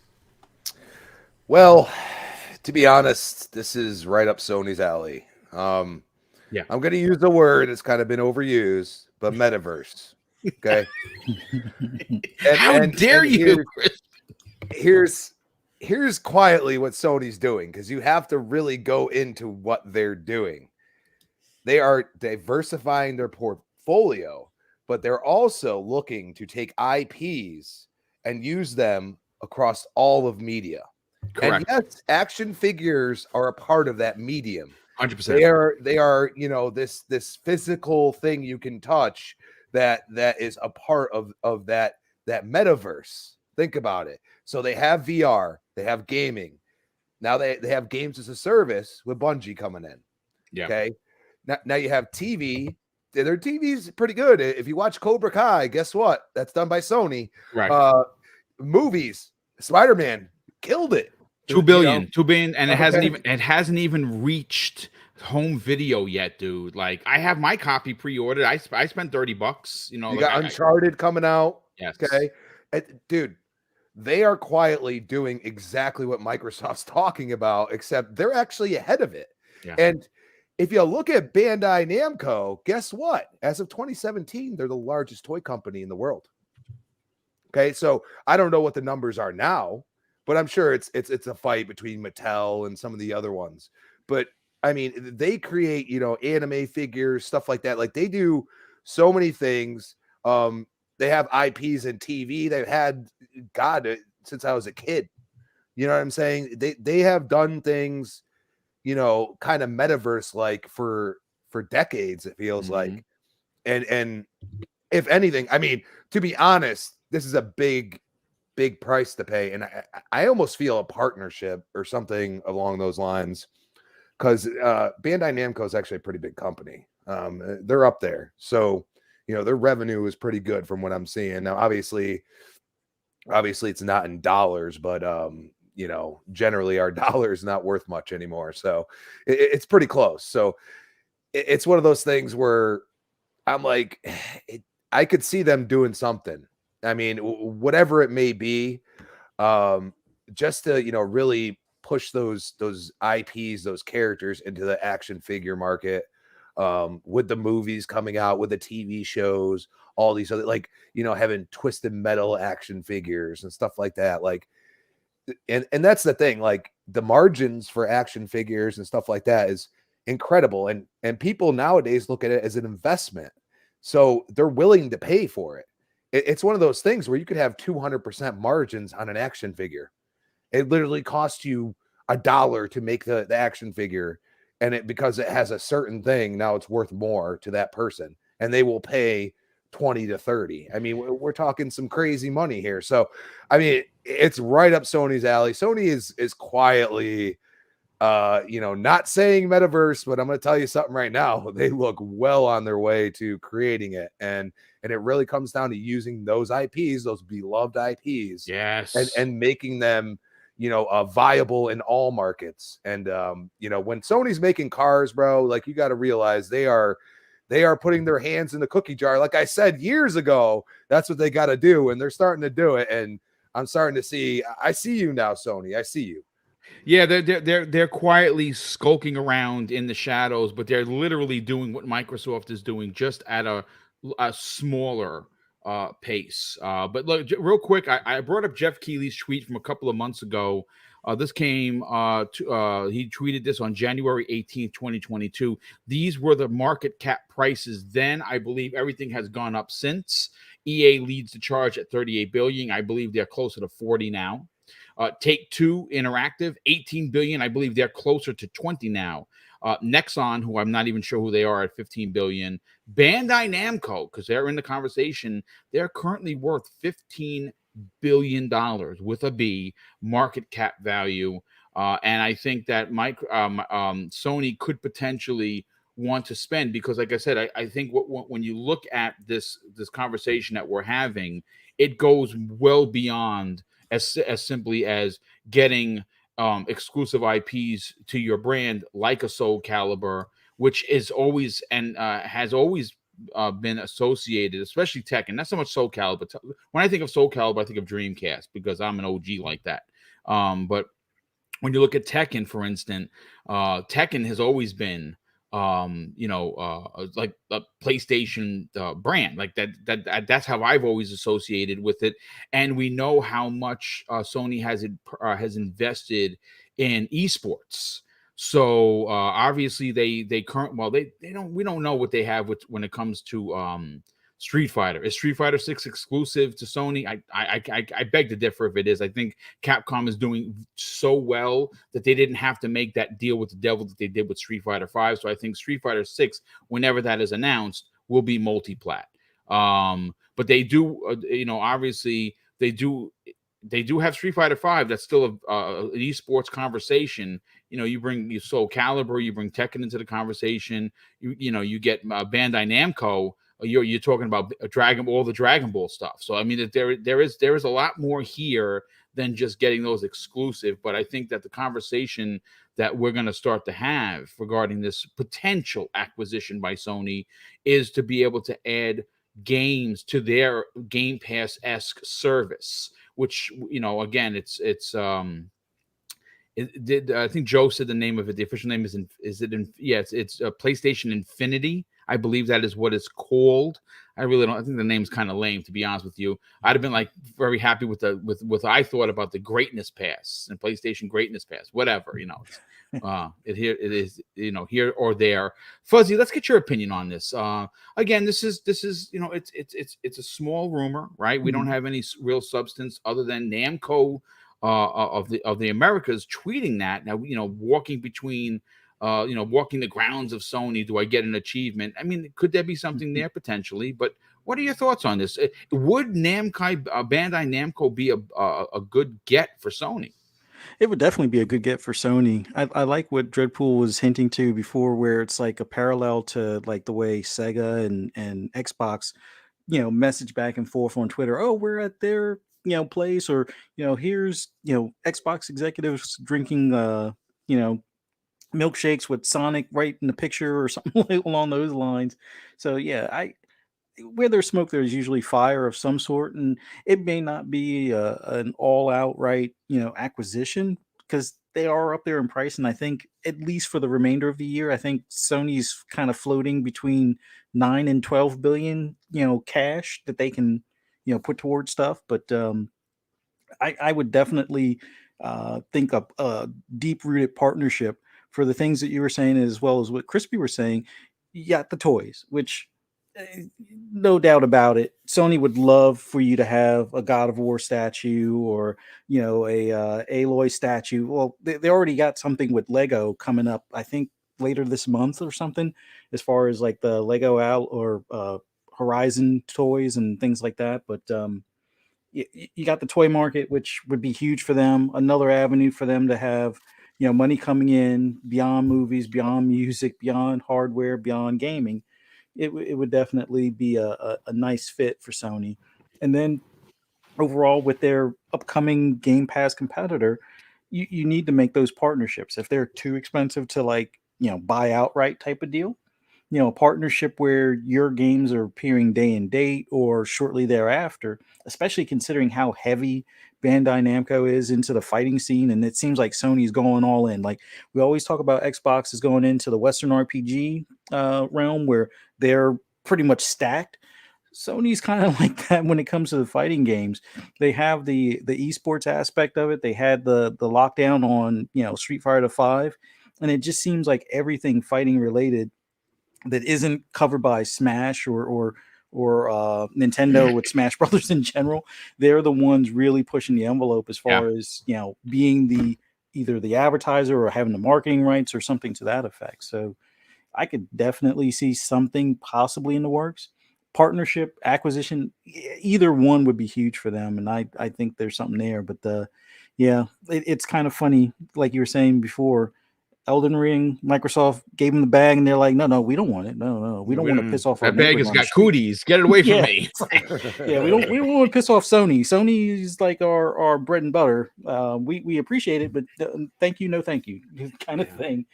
But it would be nice. I would like for Xbox to step in, but if they can't get fighting games from Bandai or any of the games, like Scarlet Nexus was pretty huge as far as having that in Game Pass. They actually came out and said that. They actually said that Scarlet Nexus did incredible when it was released on Xbox Game Pass. They actually said that. Yeah, so there is a relationship between Xbox and Bandai, and I would hope that they would grow stronger over time because they need to make a little bit better presence on the Eastern market. But if you're right across the street or down the street from Sony, it only makes sense. I would say that they're probably looking at that as like the ultimate partnership that they rather rest their head at type of deal. But it'd be great for both parties. Either way you look at it, from a marketing standpoint, partnership, there's definitely a lot of money to be made either way. Yeah, no, I agree. Like I said, if Sony announces next week, obviously, Double Barrel Games is going to have you covered because we're going to be doing live streams all week long to discuss it. Obviously, being retired allows me the wiggle room, so to speak, to literally go from doing a food shopping to I gotta get over here and I gotta make a thumbnail and we gotta go live. So that's why you get the content the way you get it. But I do want to bring this back around. We have 30 minutes left of the program. We got to talk Ubisoft because obviously they had their big investors call. Listen, in the story that I pulled from our good friends over at the videogameschronicle.com, the author of the story, who is Andy Robinson, I've talked about him before. He did a story regarding Ubisoft, and the title of the article is "Ubisoft has told investors it believes it can remain independent amid the recent trend of consolidation in the gaming industries." They also go on to say that they would entertain an offer, to be acquired. And this isn't something that's we're going to stop talking about. I know there might be some people in the chat like, oh my God, when we're talking about acquisitions again. Yeah, well, because it is the topic of the day, and we like to stay trendy on this channel. And what's interesting, folks, is M&A activity in the game industry hit a record last year at $85 billion. $85 billion was made across the gaming verse last year. And what's interesting is that for 2022, it has been forecasted that they're going to reach $150 billion. That is almost double. And obviously, when you look at Microsoft's big acquisition with Activision Blizzard and Take-Two buying out Zynga, which no one really talked about, like that's a big move for Take-Two, and that's why Take-Two was not on the table. Move them off. EA and Take-Two. I know that we would have never thought of Activision, but Take-Two literally just bought Zynga, the biggest mobile developer outside of King. So they're not selling anytime soon. EA, I don't think they're going to sell. They're really just making too much money. But obviously, we have this story that Ubisoft will entertain potential offers. Now, there is a lot going on at that company. They have well over 20,000 employees across the world.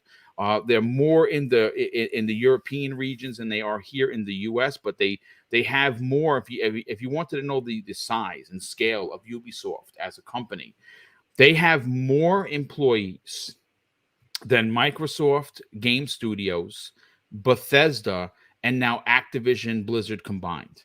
Think about that for a second. Activision Blizzard, Bethesda, and Microsoft Game Studios. This one company has more employees than they do combined, all three. So that's if whoever's going to buy them is going to be undertaking a ridiculous amount of people. Unfortunately, something this big would cause massive layoffs, and I don't know if this would even get approved especially by the European boards. To see that many people out of work would be terrible.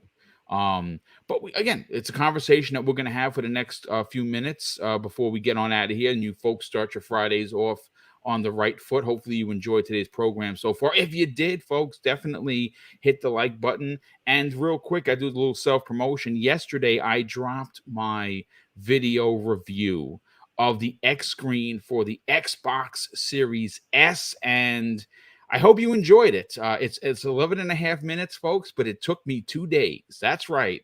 8 hours yesterday to edit the video and 8 hours the day before to record all the footage. What a pain in the ass. Boom, this is why I don't do a lot of videos, folks. You have better gloves than Larry Herb. I do have better gloves than Larry Herb. That's right. I don't have them here. They're over there.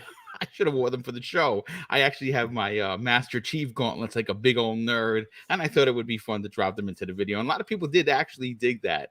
But Crispy, let's get to you. Ubisoft has an immense IP lineup. I mean, you say what you want about Watch Dogs. I happen to really like that IP. Watch Dogs 2, absolutely favorite. I love Far Cry. I love Assassin's Creed. I'm not a big Rainbow Six fan. Current Rainbow Six, I'm an OG. I like Rainbow Six Vegas. I would love to see them bring that back. But if someone were to purchase them, their market value, according to Jeff Keighley, was, where are you? Ubisoft $7 billion as of this tweet from Jeff. I believe it's gotten closer to $8 billion, and then when you add all the bonuses on the back end, this would be a $10 billion deal. There's just no doubt about it.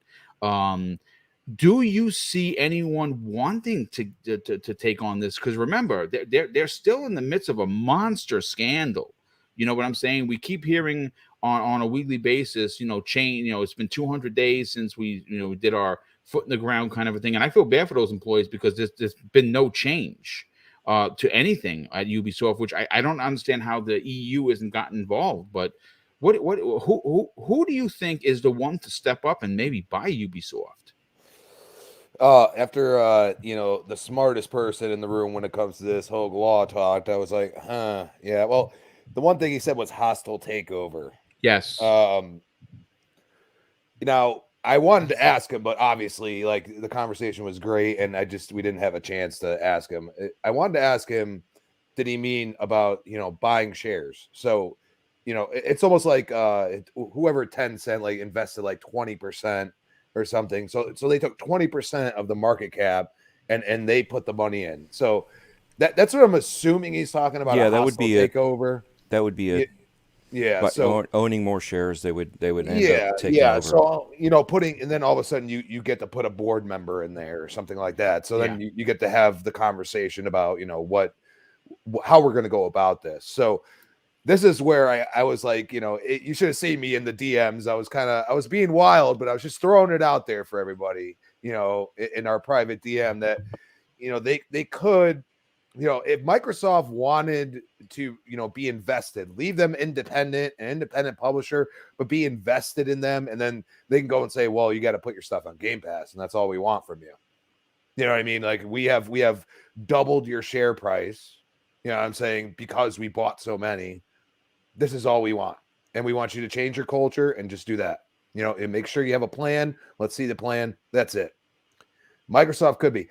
I'm thinking now, after Hogue has talked, it could be Amazon.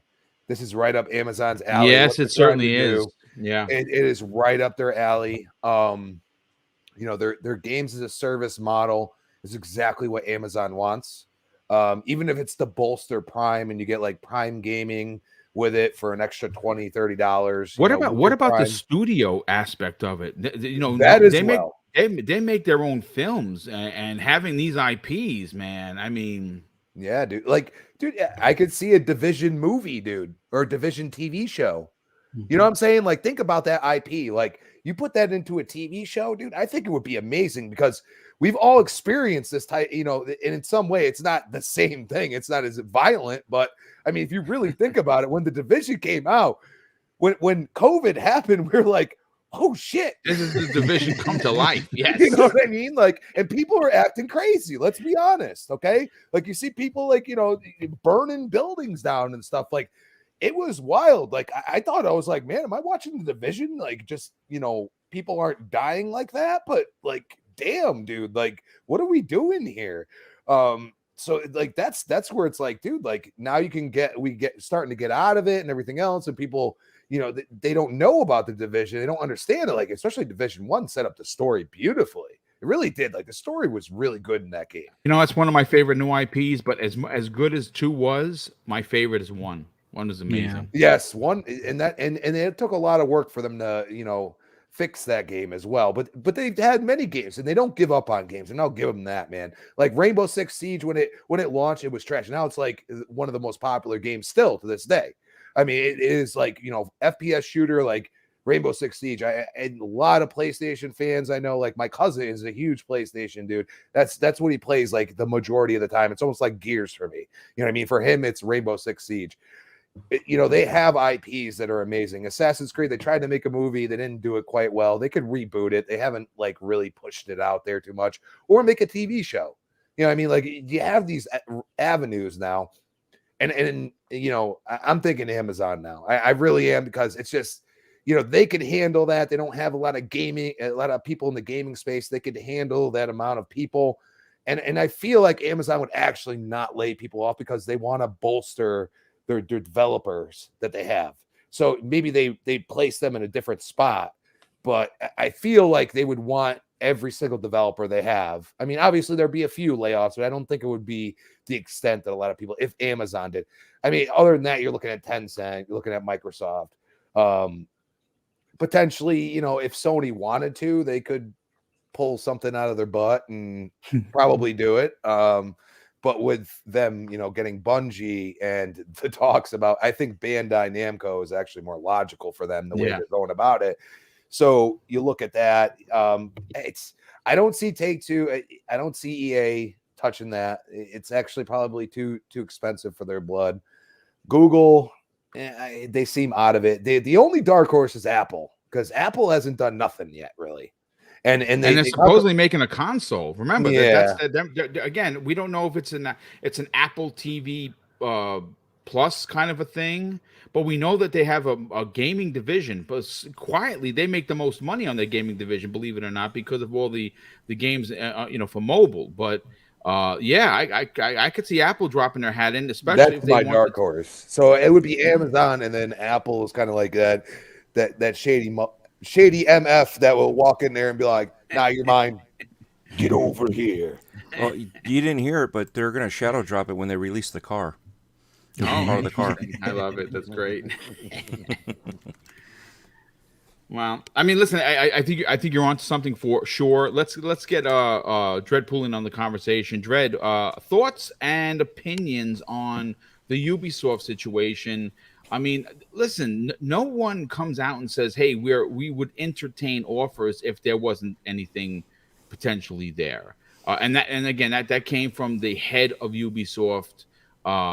So I mean, obviously they would consider an offer because they have a multitude of problems over there, and he probably wants a golden parachute. Probably like, yeah, I've made so much money, and obviously he's going to make so much more. It's just ridiculous.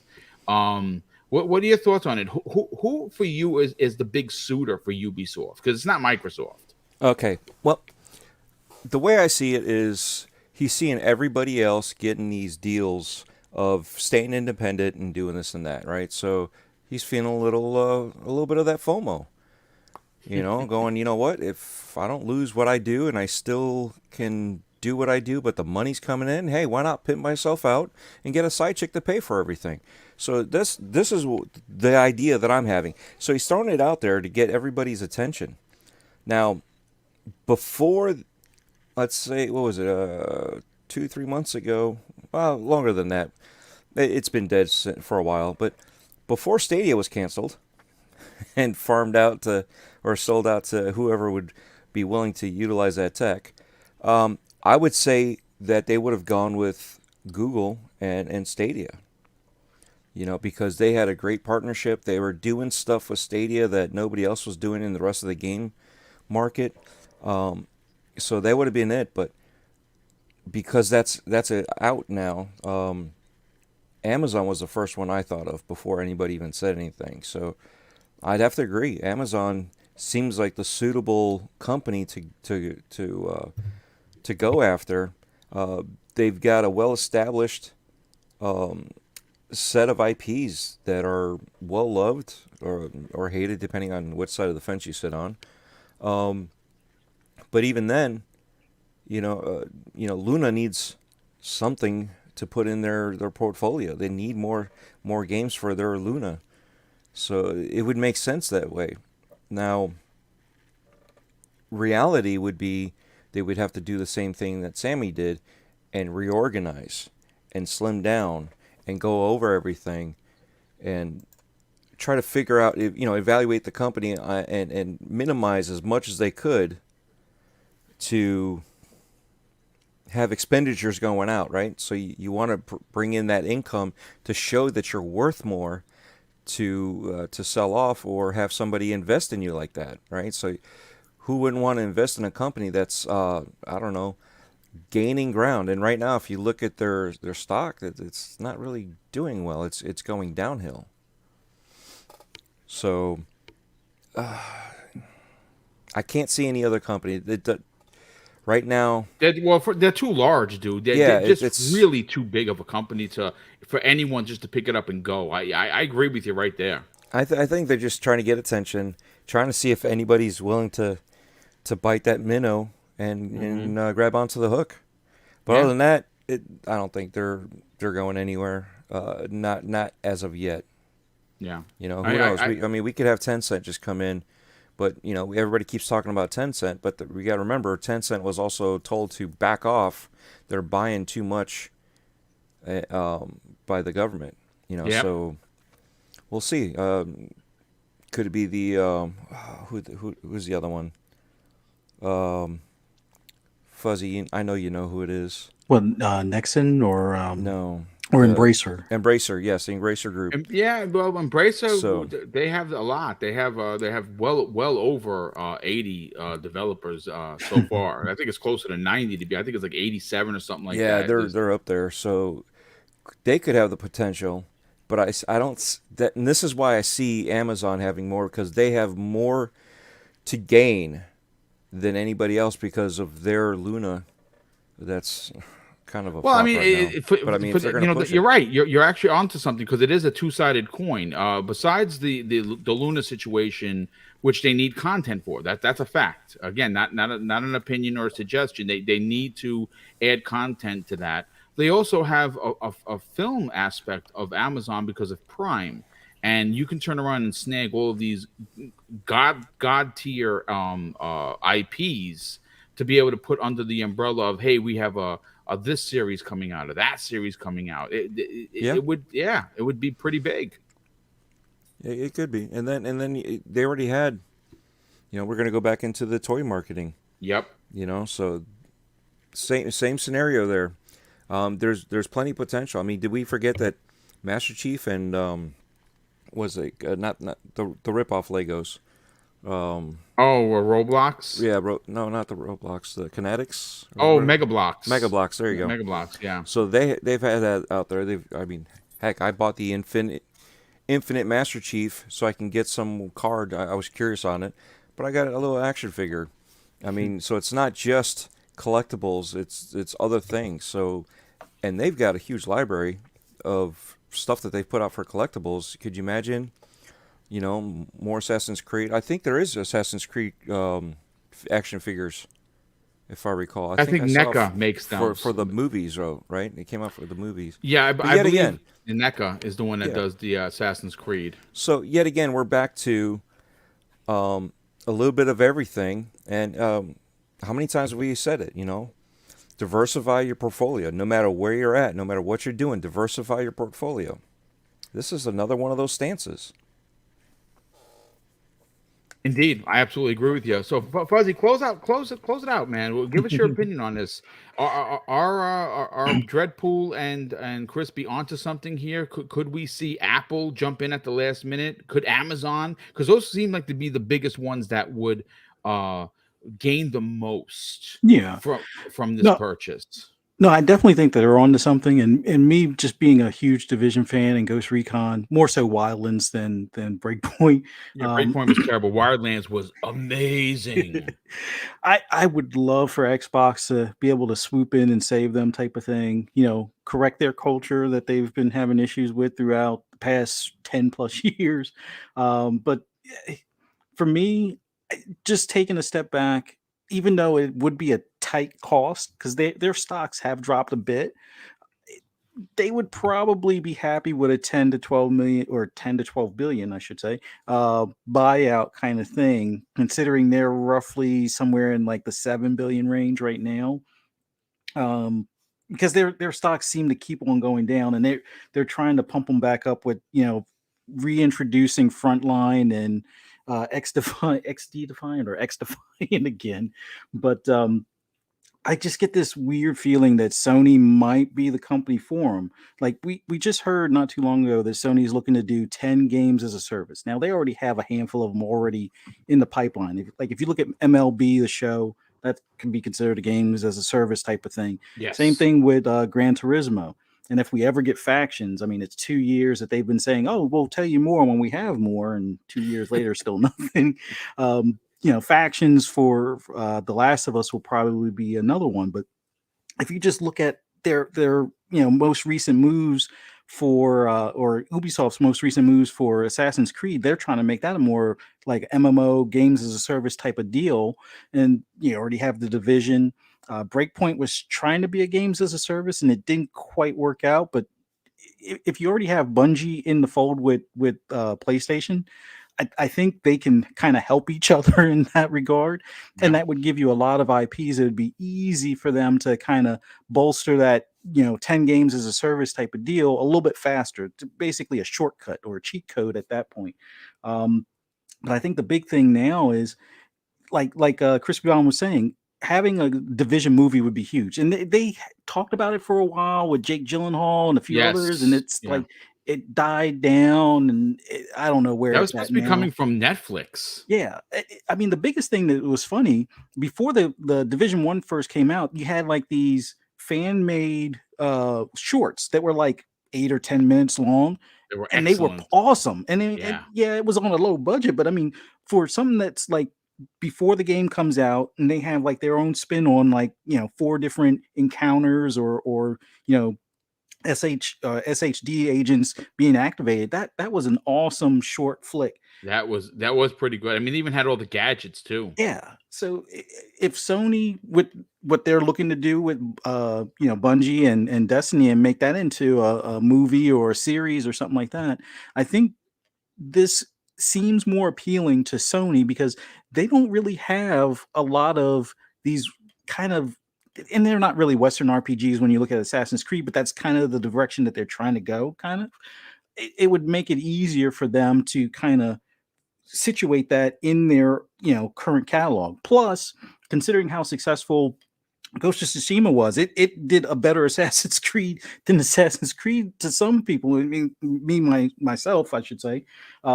It would help them. 100%, dude. Yeah, it would definitely help their current, what I would say, it's not really a cookie cutter open world setup, but it definitely could use some freshening. And some of the stuff that we saw in Ghost of Tsushima being applied to those would definitely be a step in the right direction, and might bring Ubisoft back to selling 10, 12, 20 million copies of their games, as opposed to now where it's like, oh, people complain about Far Cry being Far Cry when you know what the game is.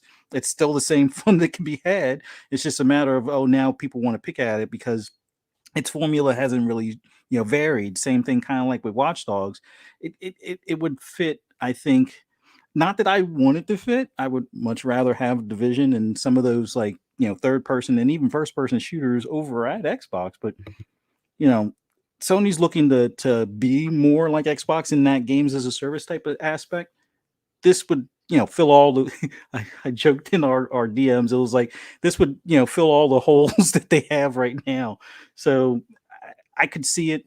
Will they have to possibly squeeze more money out of other divisions and stuff like that to be able to swing this deal? I think so. I mean, $7 billion while they have about 12 billion to spend, it's going to be cutting it close. Unfortunately, there probably will be layoffs considering they got 20,000 employees over at Ubisoft, and some of that is duplication and just I won't say wandering devs, but it seems like dev teams that are in like development hell to some extent. Like we're finally hearing more about Skull and Bones. We're finally hearing more about Between Good and Evil or Beyond Good and Evil. So it's like there's definitely some trimming of the fat that can be done with that company. Not that I want to see anyone lose their jobs, but it's kind of the things that Ubisoft isn't willing to do themselves. Somebody like Sony will be able to kind of freshen things up. I mean, we've seen them pretty much close other studios or fire executives pretty easily or pretty quietly without much fanfare. I could totally see them trying to right the ship for Ubisoft and reaping all the benefits from it. Well, it's going to be interesting for the remainder of the year. Obviously, we are only halfway done with February, which seems like it started yesterday, and we're already talking about the end of the month. But listen, folks, thank you so much. We had over 450 people here today. That is pretty freaking awesome. If you enjoyed today's commentary from any of us, including, of course, Hoglaw, give us a like, man. Let's get this algorithm going in Double Barrel Gaming's favor, because obviously there was a story that dropped that Google is specifically moving smaller content creators away from the big algorithm, which, if that in fact is the truth, that kind of sucks because they do take their 30%. It is. I gained 10 followers, and the next day I lost all 10, but they all still followed me. Oh, well, so there's that. It is definitely 100% true. They are, and I didn't think I'd be affected. Everybody under 20 keep getting pushed down. Yeah, so it is, and that's the thing that drives me crazy, because they if you ever read the documentation about having a channel, there's a lot of nonsense in there about keeping your content clean and safe and unopinionated in a negative way, and that's not in fact what they promote. They promote negativity. If you are an a-hole, they promote your content. If you're a good guy, well, there's that. But we're not going to get into that. want to thank everybody for the incredible turnout that we had this morning. Hopefully, you're having a nice, enjoyable day, whether it be at work, you're about to get off from work, or wherever it is your time zone. Thank you so much for hanging out with us for 2 hours. Definitely appreciate that. I want to say a big thank you to all the super chats that have come in. There's been a lot of them today, and I think I might have missed one. Let me just go back into here. Dreadpool keeps me honest, thankfully. We had John B drop one for $2. So John B, thank you so much for the generosity. He says Street Fighter 6 announcement on Monday, Sony exclusive. I don't know. It would surprise me because Capcom is doing so well that they don't need a big bag of money from Sony. But Street Fighter 5, hey, but you guys didn't know this, the worst selling in the franchise history on the PlayStation 5, PlayStation 4. So there you go. I wouldn't paint myself into a corner if I was Capcom, because traditionally Street Fighter has always been multi-plat, and there are not a lot of PlayStation 5s out there in the world, so you'd be definitely painting yourself into a corner. But let's get to the outros and get everyone on out of here. Start first with Crispy Bomb, brother, the best voice in the business. Tell everyone where they can reach out to you on social media, but more importantly, where you're going to be on other shows and what else you got going on. Gentlemen, always a pleasure. Great conversation. Shout out to the chat. I mean, for the most part, pretty good. There's some weird stuff in there, but we won't say nothing about that. At Crispy Bomb on Twitter, CrispyBomb20, Xbox Live. You can find me on Retro Renegades Tuesday night, 7 p.m. We got the next podcast Thursday, 8 p.m. prime time. Of course, find me back here on Breakfast with Boom Friday, 10 a.m. Nice, excellent. And of course, Dreadpool, brother, sell your brand. Talk about breaking bread with Dread. You just recorded your latest episode. You're putting together as we speak. Tell everyone where they can check that out. Subscribe to your YouTube channel, and more importantly, reach out to you on social media. First and foremost, Fuzzy, Crispy, we need to get together, and we're gonna have a crap! I just forgot the word. We're gonna stop Mr. Boomstick from doing stupid things. If you wake up in the middle of the night and you have the urge to play a game, you say yes. You play the game. Don't go to bed. Okay. The old man in me would argue that, but I hear you. So, seriously now, thank you everybody that showed up in the chat. Thank you for keeping it mostly civil. Appreciate everything. You guys, like I said, it's awesome for you guys. But yes, Breaking Bread with Dread. I did record one yesterday. We were live on YouTube, and for some reason my laptop decided, normally it stays on for like almost 5, 6, 8 hours. It only stayed on for a half hour, so we got a half hour, which is why I'm editing everything right now. We continued on with the audio, and I'm trying to get it all pieced together. Hopefully by maybe Saturday, I'll have everything up and running, so you guys can go to anchor.fm/Dreadpool and listen to it there. I may shift it back over later on onto YouTube, but I'm still trying to figure that part out and doing little tricks. So definitely check that out. I appreciate it. You can find me everywhere. Just look up linktree.com/Dreadpool, all letters, all caps, and it will have all the links to YouTube, Twitter, Anchor, everything. It's even, the Anchor podcast is even on Apple, on Spotify, on Google Podcasts. It's everywhere. So just check it out there. Appreciate it, your guys' time for checking it out. And every Wednesday night, Gaming Beyond the Box. I'll be there at 8 o'clock, and then here with you guys at Breakfast with Boom on 10 a.m. Oh, I almost forgot. We have Gaz from, why am I drawing blanks? Game On Daily. Game On Daily, thank you. God, we got Gaz that we're going to do an interview on February 26th. That's awesome. So, I love Gaz. Look that guy is hilarious. Him and the sauce. Yeah. Yes, Sauce. he's bringing the sauce, and we're going to let him run all the wild with this interview. So definitely look forward to that one, and that'll be on the Game and Beyond the Box channel. Husk and myself doing the creator feature. Nice, dude. That's excellent. That's really cool. Looking forward to that because we love Gaz. Love what they do over at Game On Daily. The source videos, I mean, they're so absurd. They're so absurd that they can't be missed. But thank you for that, brother. Definitely appreciate it. Crispy Bomb, we got you. We got to get last and no way least, Fuzzy Belvedere. You're here, there, and everywhere. Tell everyone where they could check you out, brother, and also where could people check out your YouTube channel and strike up a conversation on social media. I just want to thank everybody that came out today, everyone in the chat. Thank you for, interacting with us and everything. And I want to definitely thank you, Mr. Boomstick, Crispy, Dreadpool. You guys are awesome.